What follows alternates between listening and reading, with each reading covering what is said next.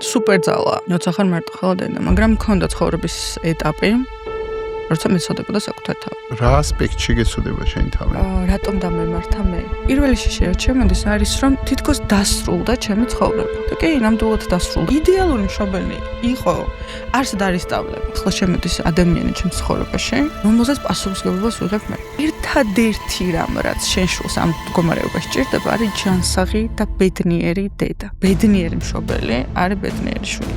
თათუკა ჩაჩუა, ფსიქოთერაპევტი და სისტემური განლაგების ფასილიტატორი. მარტო ხელა დედა, რომელიც საკუთარ მოცემულობას ძალად აქცევს და სხვებსაც ასწავლის, როგორ დაუბრუნდნენ საკუთარ თავს.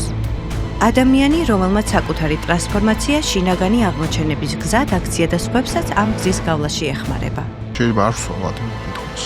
მე რომ მეყვარს ადვილი კითხვა. რა განსთარი ქალისთვის, როდესაც არ წერია გრაფაში არაფერი?